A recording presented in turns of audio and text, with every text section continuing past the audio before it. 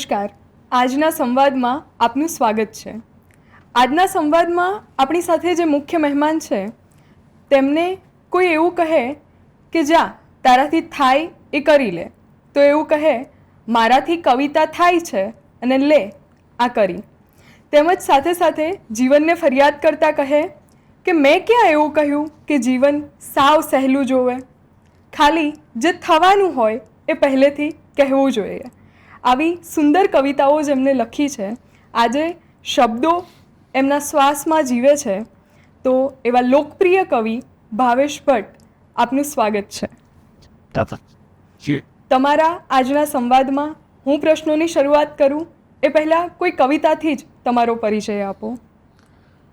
એક મુક્તકથી વાત શરૂ કરું કે મોડે મોડેથી ઘરે આવેલી સૌ રાહતને છાની રાખવામાં, મોડે મોડેથી ઘરે આવેલી સૌ રાહતને છાની રાખવામાં, એ જ કારણથી જરા મોડું થયું મારી નનામી કાઢવામાં.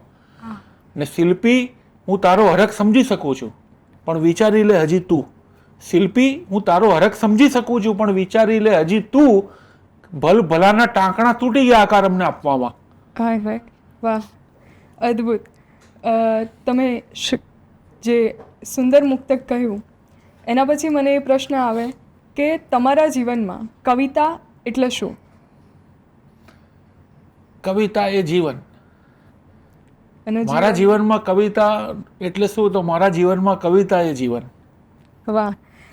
હમણાં તમે ચોગ્ગો કરીને ખૂબ સુંદર શો કરી રહ્યા છો અને લોકો સુધી ખૂબ સુંદર રીતે પહોંચી પણ રહ્યો છે. તો એ વિચાર અને એના અનુભવો વિશે થોડીક વાત કરો. એ મૂળ વિચાર તો સૌમ્ય જોશી સાહેબનો હતો. એ તો કવિ અને બહુ મોટા નાટ્યકાર. એમને એક વિચાર આવ્યો કે કવિતાને કંઈક થોડુંક નાટકીય ટચ આપીને કેવી રીતે લોકો સુધી, વધારે લોકો સુધી પહોંચી શકાય. તો એમણે એક ડિઝાઇન કર્યો શો જેમાં એ અનિલ ચાવડા અને હું, અમે ત્રણે કવિતા જ વાંચીએ છીએ. પણ સૌમ્ય જોશી સાહેબે જે રીતે એને તૈયાર કર્યો છે, એમના જે એફર્ટ્સ જે એમાં વાપર્યા છે એ જાદુ જેવા છે. એટલે લોકોને એમાં એટલી બધી મજા આવી ગઈ છે એ કવિતા તો અમે પહેલાં આજ વાંચતા હતા, પણ જે એમના થકી જે આ શોમાં વાંચીએ છીએ ને તો એનો કંઈક એની અસર કંઈક અલગ થઈ રહી છે. એટલે અમને વધારે મજા અમને આવી રહી છે એમાં. અને બહુ સુંદર રીતે લોકો સુધી પણ પહોંચી રહ્યો છે. સતત શો હાઉસફુલ જઈ રહ્યા છે. તમે અત્યારે અહીંયા પહોંચ્યા, પણ થોડુંક ભૂતકાળમાં કે લખવાની શરૂઆત કેવી રીતે કરી ત્યાંની થોડીક વાતો કરો. હું 90s દાયકાથી મને શોખ સાંભળવાનો લાગ્યો હતો ગઝલ, જગજીતસિંહ, મહેદી હસન બધાની. તો બહુ જ વર્ષ સાંભળ્યું. પછી મને ખબર પડી કે મને છે ને ગાયકી એટલી બધી નથી સ્પર્શતી જેટલી કવિતા સ્પર્શાની. એટલે ત્યાંથી એક વળાંક પુસ્તકોનો આવ્યો કે એ તો અહીંયા પણ મળે. એટલે હું વાંચન તરફ વળ્યો. એટલે આ એક હતી, એક જર્ની ચાલતી હતી ને એમાં થોડાક વર્ષો પહેલાં એટલે ભૂકંપ આવ્યો એના 2-4-5 દિવસ પછી થોડીક પંક્તિઓ મને સ્ફુરી. તો પહેલાં તો એવું થયું કે આ તો આટલું બધું સાંભળ્યું વાંચ્યું છે તો એમાંનું કંઈક એ થાય છે. તો પછી એ ચાલુ જ રહ્યું, એ સિલસિલો ચાલુ જ રહ્યો પંક્તિઓ આવવાનો. પછી ધીરે ધીરે થયું કે ના, આ એ નથી આવતું, આ કંઈક અલગ આવી રહ્યું છે. એટલે 2001થી એક આવી કાચી શરૂઆત થઈ હતી. પણ હું બરાબર એમાં બંધારણ સાથે એની શિસ્ત સાથે લખતા ચાલુ કર્યું. એ મેં 2003થી સ્ટાર્ટ થયું મારું. 2003થી. એના પછી તો બંધારણ બહુ પાક્કું થઈ ગયું અને તમારો જે ગઝલ સંગ્રહ આવ્યો કે છે તો છે. તો મારે એ પૂછવું છે કે આ નામ પાછળનું કારણ છે તો છે. બહુ એક કેવું કારણ છે નહીં કહું, પણ એક કારણ છે કે એકચ્યુઅલી આ રદીપ જે છે ને છે તો છે, એક હિન્દી ઉર્દુમાં એક દીપ્તિ મિશ્ર છે એમણે પણ વાપરેલી છે. એમની રદીપ હતી આ. આપણા ત્યાં રદીફ આમથી લઈને ગઝલો લખાતી હોય છે, પણ મેં જ્યારે આ રદીફ લઈને ગઝલ લખી અને પછી ગુજરાતીમાં જોવા જાવ ને તો ઓછામાં ઓછા 15-20 જણા કવિઓએ આ રદીફ લઈને ગઝલ લખી છે. પણ મારી બહુ ચર્ચા થઈ હતી કે આ રદીફ પેલા બેનવાળી છે, આ રદીફ પેલા બેનવાળી છે. અધરવાઇઝ લખી તો બહુ છે, છે તો બહુ જ લોકોએ લખી. એટલે મારા માટે બહુ યાદગાર એક રચના છે આ. છે તો છે. અને એના પછી એનું શીર્ષકમાં નામ લીધું છે. અને મેં તો દીપ્તિ મિશ્રા સાથે જ્યારે 2-4 પ્રોગ્રામ કરાય દર વખતે એમના દેખતા મેં વાંચી છે અને બહુ ખુશ થયા હતા. ઓકે. તમે સૌથી પહેલી કવિતાની પ્રસ્તુતિ ક્યારે કરી અને એના પ્રતિભાવ કેવા હતા? મારો સૌથી પહેલો જીવનનો પ્રસ્તુતિ એટલે એક મુશાયરો, એ બહુ જ મારા માટે બહુ યાદગાર હતો. મનર મોદી કવિ આપણા, એમની પહેલી પુણ્યતિથિ નિમિત્તે જે બહુ જ મોટો એક મુશાયરો થયો હતો, જેમાં 15-17 કવિઓ જે એ વખતના બધા દિગ્ગજો એ મંચ ઉપર હતા અને એમાં મેં મારી પ્રસ્તુતિ કરી હતી. અને એ જે પ્રતિસાદ મળ્યો હતો આજે પણ એ બધા એની ઊંજ હતી મારા કાનોમાં છે, એટલે એ મારા માટે બહુ યાદગાર છે. વાહ. તમારો જ એક શેર છે કે મસ્જિદની દિવાલ ઉપર સાથીઓ હતો, જે દોરીને હસતો હતો એ ગાંડિયો હતો. એના પછી તમારી કવિતાઓમાં વારંવાર ક્યાંક ને ક્યાંક ધર્મ પ્રતિબિંબિત થાય છે. તો તમારા મતે ધર્મ એટલે શું? તમે શું માનો છો? ધર્મ એટલે આપણી એક આસ્થાનું નામ છે. તમારી એક લાગણી, એક આસ્થા, એક વિશ્વાસ, આ બધાનું એક મિશ્રણ છે ને, એ એને આપણે એક ધર્મનું નામ આપીએ છીએ. આપણે એક જોઈએ છે એક સામે એક વસ્તુ, કંઈ પણ આપણને મોટિવેશન આપવાવાળી, તો એ કોઈની પણ કઈ બી રીતની હોઈ શકે, એના નામો અલગ હોઈ શકે, એના આકારો અલગ હોઈ શકે. તો મારા માટે એ ધર્મ એ વસ્તુ છે કે જે સતત તમને એક જાતનો પ્રોત્સાહન આપે, ધક્કો મારે છે તમારા જીવનમાં સફળ રીતે આગળ વધવાનો, એને ધર્મ કહી શકાય. એ મંદિર હોય કે મસ્જિદ, કંઈ પણ હોય, આકાર કંઈ પણ હોય, એનું નામ કંઈ પણ હોય. અને જ્યારે એમાં બધા વિખવાદો ને એમાં બધું થાય તો આમ એક કવિ તરીકે તો બહુ બધું આમાંથી પછી મળે આપણને એના વિશે લખવા માટે. અને બધા કવિઓને હોય છે, લખતા હોય છે. એટલે બહુ સુંદર કટાક્ષ છે કે મસ્જિદ ઉપર સાથીઓ હતા. હા, એટલે ઘણી વાર આમ કંઈક નાની વાતમાં તમે એમ બહુ મોટું થતું હોય ના થવા જેવું, ત્યારે ના તમને સૂજે કંઈક એક સેટાયર, બસ એ કવિતામાં જન્મતા હોય છે. પછી એ બધા સેટાયર કવિતા થઈને આવતા હોય છે. કવિતા થઈને આવતા હોય છે. પછી તમારી એક પંક્તિ છે કે મૌન, તિરાડો, ગુંગળામણ, બદનામી, આંસુ, ના સમજ્યા મેં મારું સરનામું વાંચ્યું. મોટાભાગે એવું કહેવાય છે કે પીડામાં કવિતાઓ લખાય છે, અથવા તો પીડા હોય ત્યારે વધુ સારી કવિતાઓ લખાય છે. આ કેટલું સત્ય છે અને તમને શું લાગે છે? આમાં અપવાદ હોઈ શકે, પણ આમાં સત્ય એ છે કે જ્યારે તમારી પીડા એક હદની પણ વાર વધી જાય અને પછી જે સર્જન થતું હોય છે એ તો છે જ. એમાં અપવાદ હોઈ શકે કે કોઈ આને જેને કંઈ જ ના હોય ને એ પણ બહુ ઉચ્ચ કક્ષાનું સર્જન કરતા હોય, અપવાદ હશે, ના નથી પાડતો, પણ મોટે ભાગે તો પીડા જ તમારી પ્રેરણા બને છે અને તમારી જોડે કામ કરાવે છે. પીડા કલમને ધાર પૂરી પાડે છે. અને આમાં મજા આવે છે કે આની છે ને પીડાની ઉંમર વિશેની બહુ આમાં એક ઘણીવાર વિચારતો હોઉં છું કે કઈ પીડા કયા વર્ષોની ક્યાં સચવાયેલી પડી હશે, એ અચાનક આટલા વર્ષે એકદમ ધૂણે, જેને તમે આમ ઓલમોસ્ટ ભૂલી ગયા અનકોન્શિયસ માઇન્ડમાં કે ક્યારેક કઈ વસ્તુ આમ પેલી આવીને તમારી જો કામ કરે ને પાછી જતી પણ રહે. આ બધું એક જે વિશ્વ અંદર ચાલી રહ્યું હોય છે એ પણ કંઈક બહુ અજીબ હોય છે. કે ઘણી વાર તો એવું થાય કે તમે પોતે તમારી પીડા ભૂલી ગયા હો, તમને યાદ પણ ના હોય, પણ એને આવીને એનું કામ કરીને જતી રહી હોય. તમને એમ થાય કે મેં ક્યાં કોઈ દિવસ આ ટાઈપનું કંઈક વિચારેલું કે કંઈક આ શબ્દ બી મારા પેલા બોલચાલમાં ક્યારે આવતો નથી, આવી ગયો હોય તમારી અંદર. એટલે અંદર એવું બધું ક્યાંક સચવાતું હોય છે કે તમે બી એનાથી બોલા જાણો છો. એના છે પિતા પુત્રીના સંબંધ પર સાહિત્યમાં બહુ સુંદર વાતો થઈ છે. તમે પણ તમારી ગઝલોમાં આ સંબંધને બહુ સુંદર રીતે દર્શાવ્યો છે કે મારી દીકરીનો વાન બદલી નાખ, કાં તો જગતનું ઈમાન બદલી નાખ. આ વિશે થોડીક વાત કરો. મોટે ભાગે મેં છે ને એમ જોયું ને તો દીકરી વિશે એવું થતું હતું કે એના જન્મની ખુશીની વાત બહુ થાય, અથવા એને વિદાય વખતનું વાત થાય કે ઘર સાથે લઈને જાય છે દીકરી. આ બે પ્રસંગોની બહુ વાત થતી હતી. આના સિવાયનું, અને હું જ્યારે પિતા બન્યો ત્યારે મને ખબર પડી કે એ તો છે એની જગ્યાએ, પણ એના સિવાયનું આ બધું બહુ બીજું ડેન્જર છે. ડેન્જર એટલે ત્યાં સુધીનું છે કે તમારે ઘરની બહાર જોડે જવું હોય તો તમે થોડા એલર્ટ હોવ છો. આ હદે હોય છે.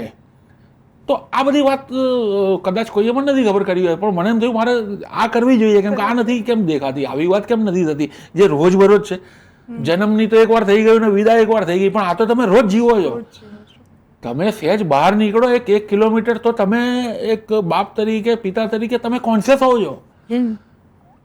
તો આ કેમ નથી આવતું? બસ આવો કોઈક વિચાર અહીંયા સુધી લઈ ગયો મને. અને બહુ સુંદર લખી છે હકીકત કે મારી દીકરીનો વાન બદલી નાખ, કાં તો જગતનું ઈમાન બદલી નાખ. તમને ક્યારે એવું થયું કે હવે લખવું જ નથી? એના ઓપ્શનમાં થયું જીવવું નથી એવું થયું, લખવું નથી. લખવા માટે એવું નથી થયું, એટલે લખવું એનાથી ઉપર છે. જીવવાથી લખવું ઉપર છે. તમને એવું લાગે છે કે સાહિત્ય સમાજમાં પરિવર્તન લાવી શકે છે? આ છે ને બહુ આમ મહત્વની વાત તમે પૂછી કે આ વાતનો બેઝ લઈને બીજી બધી ખોટી વાતો બહુ થતી હોય છે. એટલે એટલો મોટો કોઈ જવાબદારીનો બોજ લોકો સાહિત્યકાર, કવિ, લેખકો પર નાખવા માગતા હોય છે કે તમે આ લાવતા કેમ નથી અથવા તમે કેમ નથી કરતા, એવું બોલવા તત્પર બહુ જણા હોય છે.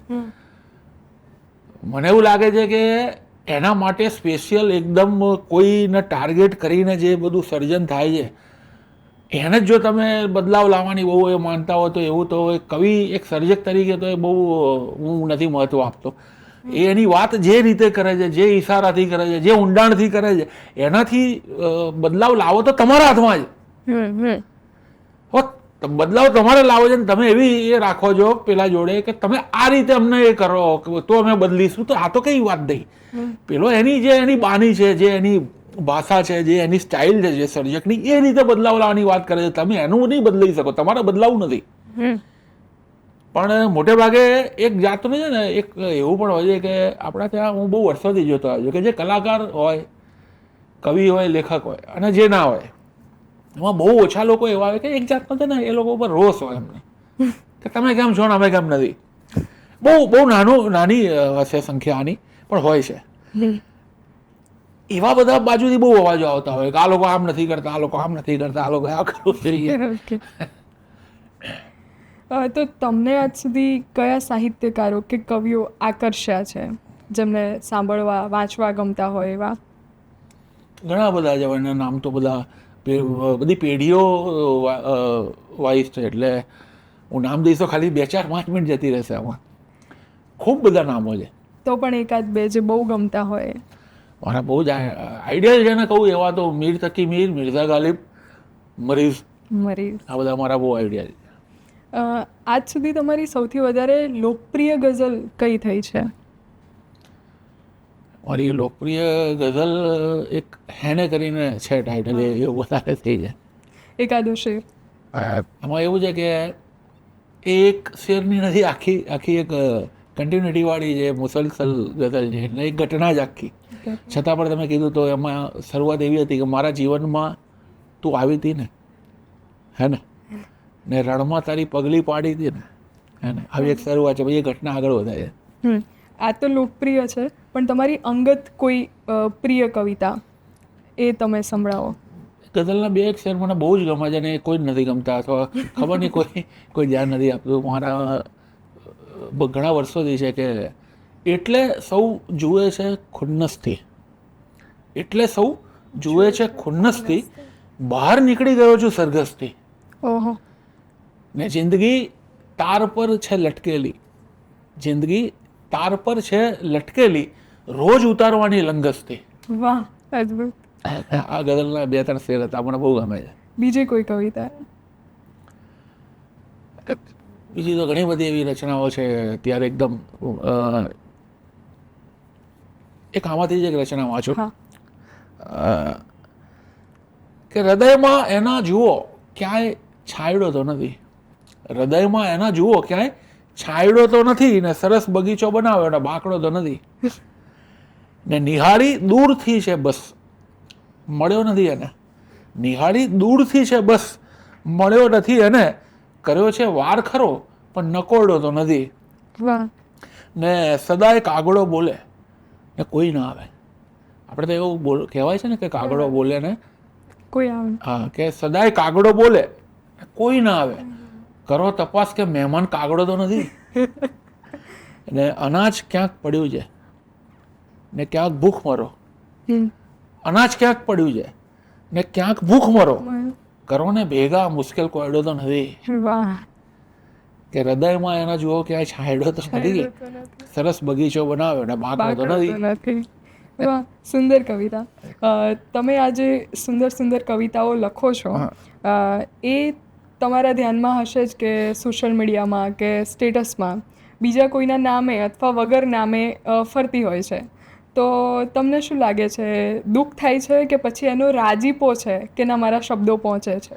આ ચર્ચા ઘણી બધી વાર થયેલી છે. હું દરેક વખતે એ જ કહેતો હોઉં છું કે હું બહુ જ ખુશ થઉં છું જ્યારે આવું થાય ને, કોઈ નામ બદલાઈ ગયું હોય અથવા નામ ના હોય તો હું બહુ ખુશ થવા નથી. હું ખુશ એટલા માટે થઉં છું કે એ માણસે જેણે પણ કર્યું ને એ રચનાને ત્યાં સુધી લઈ ગયો છે જ્યાં તમે નહોતા પહોંચવાના. એટલા બધા બીજા લોકો સુધી લઈ ગયો છે કે જે તમારાથી બહુ દૂર હતા. હવે રહ્યું નામ નથી અથવા નામ બીજાનું છે, તો ધારો કે આપણે નામ બીજાનું છે એમાં પહેલાં જઈએ, તો એ જો પોતે સર્જક નથી ને આવી રીતે નામ લખી લખીને બધાનું કરે છે ને, તો એ તો લાયસન્સ વગર કવિતાના રસ્તા પર નીકળેલો માણસ હશે ને તો બીજા ત્રીજા ચાર રસ્તે પકડાઈ જવાનો છે. અને જેને તમારી રચના સ્પર્શી ગઈ છે એ ગમે ત્યાંથી તમને શોધી લેશે, તમારું નામ એક કાઢી લેશે કે કોની હતી આ, અને નામ નથી જેનામાં એ શોધી લેવાના છે કે યાર આટલી સરસ રચના એ કોની છે, જાણવું પડે. એટલે બંને રીતે ફાયદો તમને છે. એટલે હું હંમેશા જ્યારે આ ચર્ચા ઘણી બધી વાર થાય છે તો મને એમ થાય કે યાર આવું થવું જોઈએ, કેમ કે બીજા 5, 10, 15, 20, 25 હજાર સુધી તમને પહોંચાડી દેશે. અને આવા લોકોનું બહુ મોટું ગ્રુપ હોય છે. તમારું નથી, એટલે સર્જકનું નથી હોતું, તો મને મજા આવે.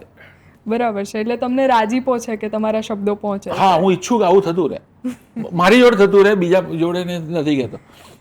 ભારતના અમુક રાજ્યો એવા છે કે જ્યાં ભાષા અને સાહિત્યને બહુ માન સન્માન મળે છે, તો તમને શું લાગે છે, ગુજરાતમાં એવું છે કે શું મંતવ્ય છે? હું એવી રીતે ગુજરાત પકડીને એવી રીતે નહીં કહું, પણ આપણા ત્યાં હજી સાહિત્ય અને કવિતાને હજી ગુજરાત બહાર પણ હું તો કહીશ કે મોટે ભાગે નથી, એટલું બધું એવી રીતે નથી જોવામાં આવતું. એટલે પહેલાં પેલી બહુ મજાકમાં નતા કહેતા કે હા શું કરો છો, કવિ છો તો બરાબર, પણ કરો છો શું, એ તો એક ટૂચકા જેવું હતું. પણ હજી એ રીતનું તો છે, હા કવિ છો, પણ હવે આપણે પછીની વાત શું છે એમ. એટલે એ નથી, એ હજી એટલું બધું ગમતું હજી સુધી, તો સ્વીકારાતું નથી. અને મને એમાં એક વાત બીજી કહેવી ગમશે કે એમાં 2 પ્રકાર છે. એક તો એવા લોકો છે જેમને કંઈ ખબર નથી પડતી એટલે એમને એ રીતે દૂર રહેતા હોય, પણ જે લોકોને ખબર પડે છે અને છતાં બી આને દૂર રાખે, એટલે તમારી એ પ્રતિભાને દૂર રાખે છે કે ભાઈ એ બધું સાઈડમાં રાખો એમ. એટલે આમાં બી 2 પ્રકાર છે. અને પેલા બીજા પ્રકાર સામે મને વધારે વાંધો છે, કેમ કે એ લોકોનો આ કરવાનો પાછળ તમે સમજી શકો છો શું હોઈ શકે, તો એ જરા થોડું વાંધાજનક છે. તો જે સાહિત્યમાં હજુ જેટલી કવિતા પહોંચવી જોઈએ એટલી નથી પહોંચતી. કવિતાઓ તો પહોંચે છે બહુ જ, અત્યારે તો બહુ જ પહોંચી રહી છે. અને એમાં વધારે ફાળો અત્યારની પેઢીનો, નવી પેઢીનો અને સોશિયલ મીડિયાનો. સોશિયલ મીડિયામાં જે રીલ કલ્ચર છે એને તો અત્યારે એટલું બધું, કવિઓ માટે તો એટલું બધું આશીર્વાદ જેવું થઈ ગયું છે કે અત્યારે એટલા બધા લોકો આમ ઓળખવા માંડે છે રીલથી, જે પહેલાં આવું નહોતું. પહેલાં મેગેઝિનમાં છપાઈ હોય, એક મેગેઝિન ટોટલ 200-250 જેની કોપી વેચાતી હોય ને એ તો ક્યાં તમને કોણ ઓળખે. પણ જે રીલ કલ્ચર ચાલુ થયું એનાથી આવું તો બધા કોઈ આવું કહેવાય કે કલાકાર બહાર જતો હોય તો લોકો ઓળખી જાય, કવિને કોણ ઓળખે. પણ રીલ કલ્ચરથી એવું પણ શક્ય બન્યું છે કે બધા ઓળખી જાય છે. એટલી બધી રીલ, એટલી બધી વાયરલ થતી હોય છે, તો અત્યારે કવિતા વધારે પહોંચી રહી છે. એટલે સોશિયલ મીડિયાથી ટૂંકમાં સાહિત્યને ફાયદો થઈ રહ્યો છે. ફાયદો બિલકુલ થઈ રહ્યો છે, પણ હવે એના પણ કેવી રીતે લેવામાં આવે મને નથી ખબર. પણ આમ આનંદની વાત છે કે લોકો વધારે સુધી, ક્યાંક મેં એવું બી સાંભળ્યું, એટલા માટે બોલ્યો કે હવે તો આમ ક્યાંય પણ કંઈ પણ લોકો કવિતાની વાત કરતા હોય તો આમ તો સારી વાત છે ને. એટલે આપણે ઘણી વાર એવી ચિંતાઓ બી અમુક વાર એવી આવે ને કે શું આવે તમને, એટલે સારી વાત છે. પણ સારી વાત છે. આજની પેઢીમાં ઉર્દુ સાહિત્યને લઈને થોડોક લગાવ વધી રહ્યો છે, એનું શું કારણ હોઈ શકે? આજની પેઢી કરતાં ઉર્દુ મૂળ તો ગઝલ આવી જ છે ત્યાંથી, ઉર્દુ ફારસીમાંથી, એટલે આનું મૂળ તો ત્યાં જ છે. એટલે ગુજરાતી કરતાં બી આપણી તો કેટલી બધી ઉર્દુની જૂની, કેટલા વર્ષોની આ બધા મેં જે મીર ગાલિબની વાત કરી અથવા એમની બી પહેલાં કેટલા બધા નામો, મૂળ તો પરંપરા ત્યાંથી ચાલી આવી છે. તો એ તો ક્યાંથી છૂટવાની. એટલે ગુજરાતીમાં ભલે કામ કરતા હોય પણ એ તો એનો તો બહુ મોટો સથવારો હોય. એટલે ઉર્દુ થોડુંક વધારે આકર્ષે છે આ ભાષા કરતાં પણ.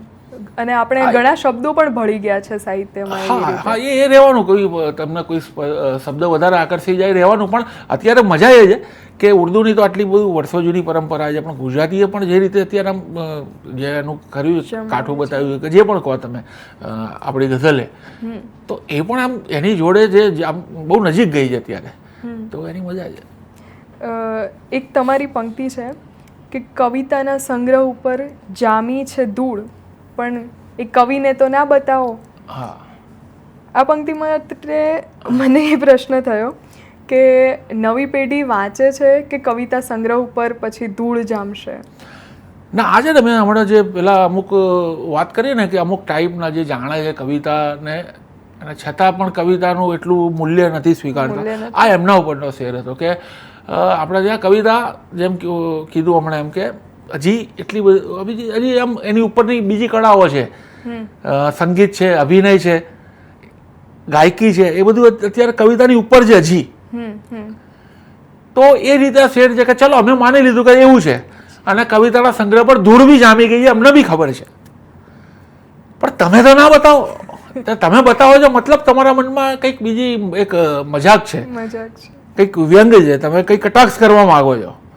એટલે અમુક વાર અમુક વાસ્તવિકતા હોય તો જેની જે જાણતો હોય તો તમારે બતાવવાની જરૂર નથી હોતી, અથવા તમે બતાવો છો તો મદદ કરવા નથી બતાવતા, કટાક્ષ. હા, તમારા બીજા બધા આશયો હોય છે. એ એના પરનો છે. એના પરનો છે. ગઝલ તો તમે લખો જ છો, સાથે સાથે હકડે ઠાઠ કરીને તમારો જે હકડે ઠઠ તમારો જે દુહા સંગ્રહ આવી રહ્યો છે, એમાંથી થોડાક દુહાઓ ને એના વિશેની થોડીક વાત કરો. આમ તો સંગ્રહ આવી રહ્યો છે ને, સંગ્રહ આવી ગયો મારો ગયા વર્ષે, હકડે ઠઠ, જેમાં 1008 દુહાનો સંગ્રહ છે. એમાંના થોડા દુહા સંભળાવું. આમ તો તમે કીધું આવી ગયો છે, આવી રહ્યો છે એવું કીધું, અને મેં કીધું આવી ગયો છે, પણ આમાં એવું છે કે ક્યારે આવીને જતો રહ્યો હવે મને બી નથી ખબર, કેમ કે એની કોઈ ખબર નહીં, ક્યાંય કોઈ ચર્ચા નથી થતી સારો ખરાબની, એટલે હવે હું બી એને ભૂલવા માંડ્યો છું. પણ બીજી વાત કહું કે હવે દુહા મેં એક સંગ્રહ કર્યો ને, હવે પહેલાં મને એવું હતું કે એક સંગ્રહ દુહાનો થઈ ગયો, એમ પતી ગયું, એમ એ કામમાંથી બહાર નીકળી ગયો. પણ હવે દુહા છે ને મને છોડતા નથી. હવે બીજા દુહા સંગ્રહ થાય એમાં ખાસું બધું અડધા ઉપરનું કામ મારું થઈ ગયું છે. એટલે હવે મને એવું લાગે છે કે દુહા મારાથી હવે નહીં છૂટે. હું જ્યાં સુધી લખતો રહીશ ત્યાં સુધી દુહા તો રહેવાના. કદાચ પહેલો આવી ગયો, બીજો આવે કે એના પછી બી કદાચ આવી શકે છે, પણ દુહાનો એક પ્રકાર મને એને જકડી લીધો છે. અને હું એના એક દુહા સંભળાવું તમને એમાંથી કે રોજ કતારો લાગતી થાય ના દર્શન પ્રાપ્ત, રોજ કતારો લાગતી થાય ના દર્શન પ્રાપ્ત, વારો આવે માંડ ત્યાં ઈશ્વર થાય સમાપ્ત. એક બીજો છે કે કોણ કરે છે આ રીતે છેક છાકનું કામ, કોણ કરે છે આ રીતે છેક છાકનું કામ, દાણા પર ખાનારનું બદલી નાખે નામ. એક બીજો છે કે મંચ અને ફૂટપાથમાં છે એક વાત સમાન, મંચ અને ફૂટપાથમાં છે એક વાત સમાન, સાલ ઓઢતા બેઉની સરખી છે મુસ્કાન. ને સંજોગોની ટોળકી કરતી ઝૂંટા ઝૂંટ, સંજોગોની ટોળકી કરતી ઝૂંટા ઝૂંટ, દોડે દાડે ચાલતી હાવભાવની લૂંટ. આવા થોડા દુહાઓનો એક સંગ્રહ કરેલો છે, હકડે ઠઠ. હકડે ઠઠ. અને બહુ સુંદર દુહાઓ છે. હવે જે તમે કીધું કે નવી પેઢીમાં રીલ્સ કલ્ચર પહોંચી ગયું છે, એનાથી એ સાહિત્યની નજીક આવે છે, તેમ છતાંય જેમને હવે સાહિત્યમાં રસ છે કે ગઝલ કવિતા લખવી છે, તો એમના માટે કોઈ પુસ્તકો અથવા એવી કોઈ સાહિત્ય સંસ્થાઓ જે એમને મદદરૂપ બની શકે? એટલે આમાં કેવું છે, તમે સાહિત્યમાં આવો, કવિતા પાસે આવો એટલે સૌથી પહેલાં તો તમારે એનું બંધારણ શીખવું પડે. અને બંધારણ આપણા ત્યાં અમુક જૂની બધી જે ઘરેડ હતી એ રીતે એવું છે કે આમ શીખવા જાવ તો ગભરાઈ જાય કોઈ, પણ એને બહુ સરળ રીતે સારી રીતે પણ હવે કરવામાં આવી રહ્યું છે. એમાં બહુ રહીશ મણિયાર સાહેબ જો આપણા કવિ, એમનો બહુ મોટો હાથ છે. એમણે બહુ જ સરળ ભાષામાં પુસ્તક પણ લખ્યું છે, પ્લસ એ વર્કશોપો એટલી બધી કરે છે જ્યાં બધા બહુ જ બધા નવી પેઢીના યુવાનો આવે છે અને બહુ સરળતાથી શીખી શકાય છે, કેમ કે પોતે એટલા સરળ ને સરસ એ રીતના માણસ છે ને એવી રીતે શીખવાડે છે. એટલે આ કામ બહુ સરસ થઈ રહ્યું છે અત્યારે. ગઝલ કવિતા દુહા સાથે સાથે તમને ફિલ્મનો પણ એવો શોખ છે. તો તમને ગમતી ફિલ્મ અને કોઈ પાત્ર તમારે ભજવવાનું થાય તો શું નક્કી કરો તમે? પહેલાં તો ફિલ્મની તમને ખબર પડી એની ના હોય છે મને મારી ફિલ્મ. અને ફિલ્મ હું તો નામ નહીં આપી શકું ગમતી ફિલ્મના, કેમ કે ગમતી ફિલ્મનું એક નામ હું કેવી રીતે આપી શકું? બહુ ગમતી હોય. હા, એટલે બહુ ગમતી ફિલ્મો હોય ને, એક ના હોય બધી એક સાથે બધી એટલી બધી હોય, એમાંનું એક નામ તો તમને નહીં કેવી રીતે આપી શકાય. અને જ્યાં સુધી પેલી વાત થઈ, તમે કીધું કે કોઈ રોલ કરવાનો, તો રોલ કરવામાં એવું છે કે હું એવો તો એક્ટર તરીકે તો ક્યારેય નહોતું વિચાર્યું, પણ હું કવિતા આવી એ પહેલાં મારી બહુ ઈચ્છા મિમિક્રી આર્ટિસ્ટ બનવાની હતી, જેમાં બધા કલાકારોના અવાજ કાઢવાની. અને બહુ વર્ષો પહેલાં મેં આમાં બહુ જ નિષ્ફળ પ્રયાસો કર્યા હતા. અને એવું હતું કે આ જ કરવું છે, પણ નિષ્ફળ પ્રયાસ એટલે ના જ થયા, અવાજો મારાથી નહોતા નીકળતા. એટલે પછી મારાથી બહાર નીકળી ગયો. પણ કોઈ અભિનય કરવાની નહીં, પણ આ મિમિક્રી આર્ટિસ્ટ બનવાની મારી બહુ ઈચ્છા હતી. મિમિક્રી આર્ટિસ્ટ, જેમાં બધાના કલાકારોના અવાજ કાઢવાના. તો પછી તમે કવિ ના થયા હોત, મિમિક્રી આર્ટિસ્ટ થઈ ગયા હોત. હા, એટલે એક હતો એ. અને એના માટે તો એક જબરજસ્ત અંદરથી એક હતું, આમ કંઈ બનવું જ છે. કવિતા માટે હતું નહીં મને એટલું બધું, આ તો હું થઈ ગયું. હા, એટલે જેના માટે એટલો બધો હતો અંદરથી એ ના થયું. જે જોશ હતો અંદરથી કે મારે આ કામ કરવું, જે ના થઈ શક્યું મારાથી. કદાચ આવું કોઈક આગળ રસ્તા ઉપર આ રાહ જોઈ રહી હતી મારી કવિતા, કે મારે ત્યાં નહોતું જવાનું, આ કોઈ સંકેતની હતી, ન હોઈ શકે. તો જેમ તમને હતું કે મારે આ કરવું છે, એમ હવે જેમને કવિતા કરવી છે એમને જો કંઈક કહેવું હોય તો શું કહેશો? એટલે કોઈને કવિતા લખવી હોય તો હા, તો બસ હમણાં વાત થઈ એ પ્રમાણે કે સૌથી પહેલાં કોઈ પણ કવિતા લખતા પહેલાં એનું બંધારણ, દરેક કવિતાના પ્રકારોના બંધારણ હોય, તમારે એ શીખવા પડે. તમારે ગીત લખવું છે તો એનું, ગઝલ લખવું હોય તો એનું, સોનેટ લખવું હોય તો દરેકના બંધારણ છે, ક્રાફ્ટ છે. એના વગર જે શરૂઆત થતી હોય, મારી એવી રીતે જ થઈ હતી. અને મેં 2 વર્ષ તો એવી રીતે કાઢ્યા હતા કે મને ખબર જ નથી કે આવું બધું હોય, મને કોઈ કહેવાવાળું નહોતું. એટલે મેં FIZ જ લખ્યું, કોઈ પ્રકાર પેલા બંધારણ વગર. પછી 2 વર્ષ પછી જ્યારે ખબર પડી ને, તો એ 2 વર્ષ જે રચનાઓ થઈ હતી ને, બહુ જ બધી થઈ હતી. અને એને ફાડવાનું જે દુઃખ હતું ને, એ કદાચ હું આજે બી નથી ભૂલ્યો. એટલે નવા લખવાવાળાને જો આ દુઃખ ના ભોગવવું હોય ને, તો પહેલું જાણી લે કે ભાઈ આનું ક્રાફ્ટ શું છે. કોઈ પણ આર્ટનું ક્રાફ્ટ હોય તો ક્રાફ્ટ પછી જ લખે, બંધારણ શીખ્યા પછી. હા, પછી જ લખે. કેમ કે એના સિવાયનું બધું તમારે ગમે ત્યારે તમારે નાખી દેવું પડશે, એ કામમાં નહીં આવે. અને એ બહુ ભયંકર દુઃખ હોય છે. મેં મારી 300-400 રચનાઓ જે ફાડેલી છે ને, એ હું નહીં ભૂલી શકું ક્યારેય. એટલે કોઈને એવું ના થવું જોઈએ. તો ટૂંકમાં જેમને શરૂઆત કરવી છે એમને બંધારણનું ધ્યાન રાખીને પછી ચાલવું જોઈએ. તમને કોઈ ગમતા શેર, કવિતા, ગઝલ તમારે જે સંભળાવવું હોય? આજે એવું કંઈક વિચારું છું કે જે મોટે ભાગે બોલતો હોય એવું ના બોલું, કંઈક એવું બોલું કે જે ઓછું અથવા ના વાંચ્યું હોય. એવા થોડી ગઝલોના શેર કે છે નહીં એવું કે મારા એકલાના થાય છે નહીં એવું કે મારા એકલાને થાય છે, આપના ચાલ્યા જવાનું દુઃખ જગાને થાય છે. ને એની અંદર જે ઘડી હોતો નથી બંદી કોઈ કેદી, કે એની અંદર જે ઘડી હોતો નથી બંદી કોઈ, લાગણી છૂટી ગયાની પાંજરાને થાય છે. ને દર્દ મારું જાણવું છે તો હું એક શરતે કહું, દર્દ મારું જાણવું છે તો હું એક શરતે કહું કે એમ ના કહેતા કે આવું તો બધાને થાય.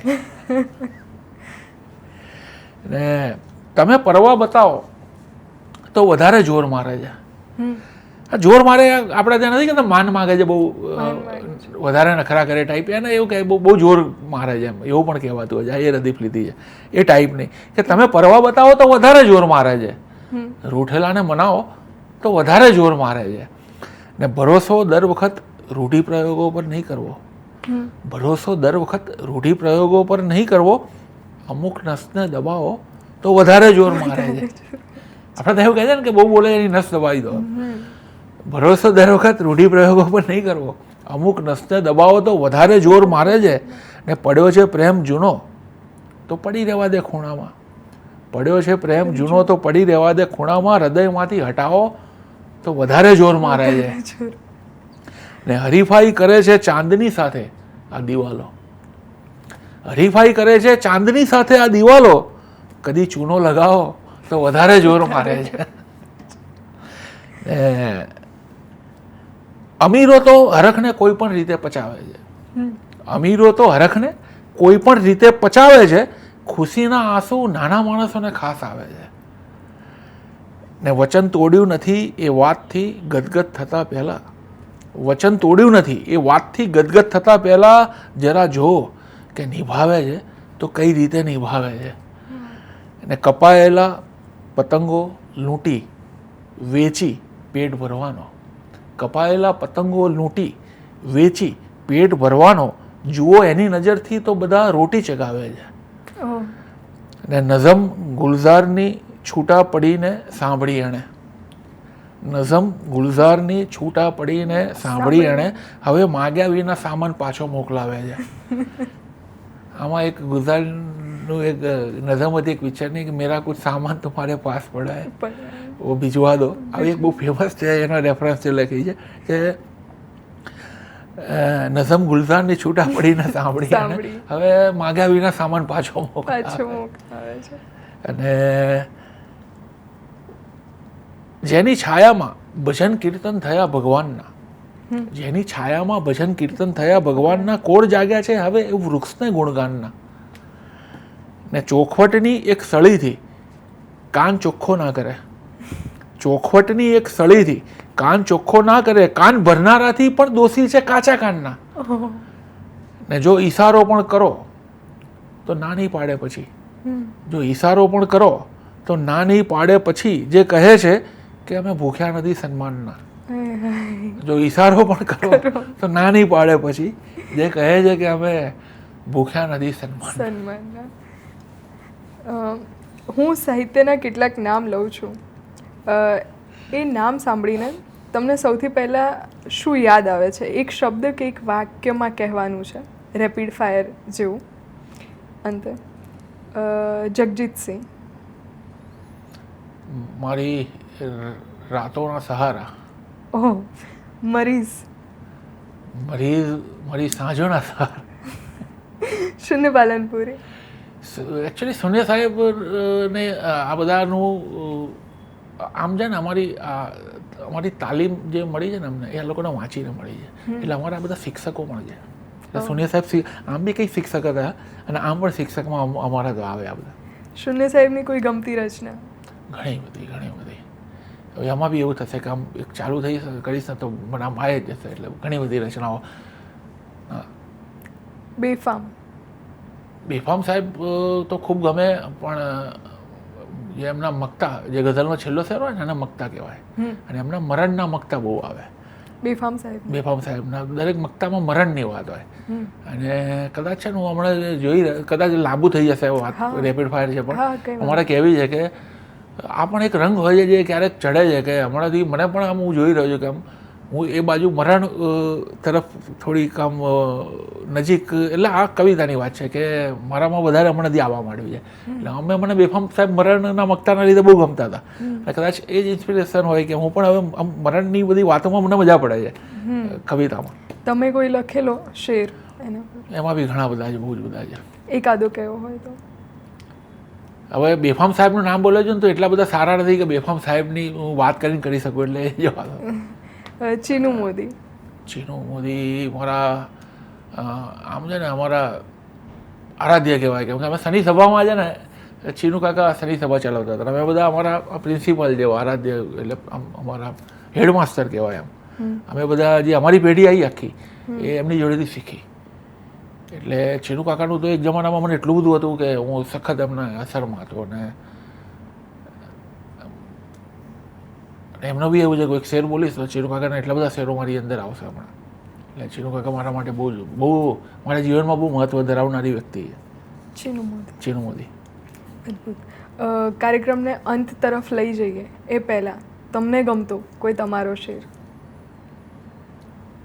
કોઈ એક જ શેર?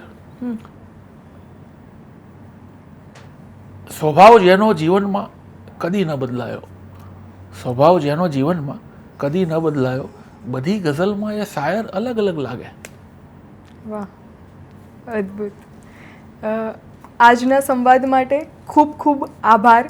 જોડાયેલા રહો NIMCJ સંવાદ સાથે.